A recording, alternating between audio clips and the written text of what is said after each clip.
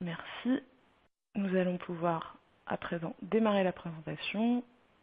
Donc, je vais laisser la parole à François et à Lionel pour démarrer cette présentation donc consacrée à la gestion de la nomenclature.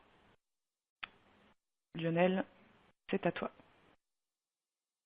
Bonjour tout le monde, est-ce que tu m'entends Marie?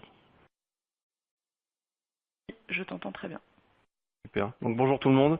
Merci à vous de vous être connectés à ce webinaire. Le but là est de laisser la parole à François, mais au départ j'aimerais faire une simple introduction, quelques slides d'introduction pour partager la vision de PTC. Donc ce premier slide pour vous expliquer que le monde change.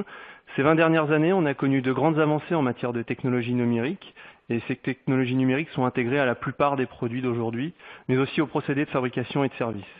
Dans la prochaine décennie, on assistera à une convergence du monde physique et du monde numérique grâce aux produits intelligents et connectés. Les capacités améliorées des capteurs et des logiciels embarqués transforment l'expérience des clients et donnent naissance à de nouveaux marchés économiques. En raison de l'émergence de produits intelligents et connectés, de la fabrication intelligente, telle que l'industrie 4.0, de la réalité virtuelle ou augmentée, ou du service connecté, nous devons repenser notre approche en matière de développement numérique.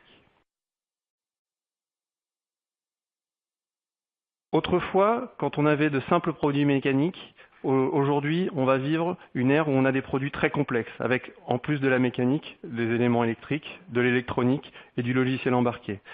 À titre d'exemple, Ford a indiqué récemment que son modèle GT, Ford GT, intégrait 10 millions de lignes de code, ce qui représente plus que ce qu'on peut avoir dans un Boeing 787 Dreamliner. On est vraiment dans une ère où le produit est intelligent. Ce n'est d'ailleurs qu'un début, on ne parle même pas ici du fait que ces produits soient connectés au monde extérieur et devront échanger avec leur environnement. Face à cette accélération de l'innovation et à l'explosion de la complexité des produits, les entreprises doivent modifier leur façon de concevoir et de prendre en compte l'augmentation du nombre et des types de composants, qui constituent en général la définition du produit. Parlons de la définition du produit, on parle ici justement des conceptions fonctionnelles ou des systèmes, des conceptions 3D, des dessins 2D. Pour l'électronique, on aura des PCB, des schémas. Du code source pour les logiciels, et on aura aussi toute une multitude de documents descriptifs autour de ce produit, ainsi que des spécifications du besoin. Toutes ces informations sont créées et consultées par différents métiers. L'ingénierie, par exemple, mais même au cœur de l'ingénierie, vous aurez les architectes, les mécaniciens, les électroniciens, les informaticiens, et dans les autres cœurs de métier, vous aurez le marketing, la vente, la fabrication, le service et bien d'autres. Dans cette présentation, je vous propose de vous intéresser à l'un des livrables qui est le plus important, qui est la nomenclature, que l'on peut considérer comme étant la recette d'un produit.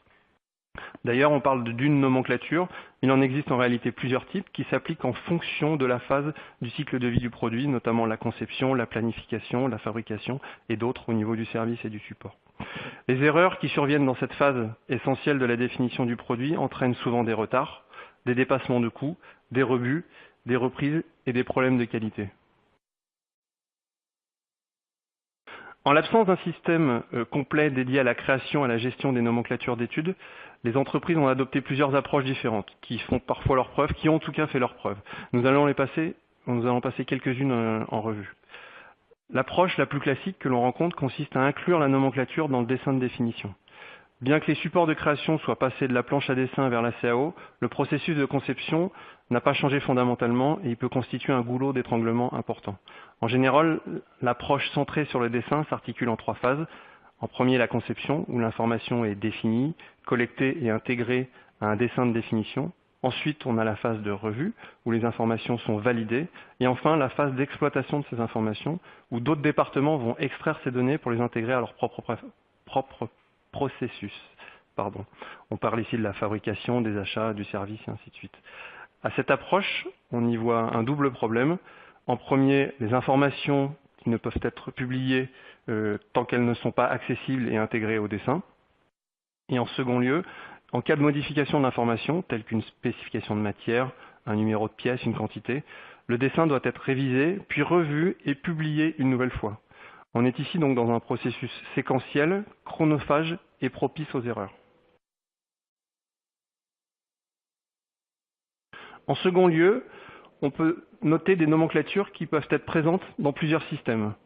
On peut retrouver donc ces différents systèmes selon les cœurs de métier ou selon les lieux des ressources ou des employés. C'est souvent parfois dû à des rachats de sociétés.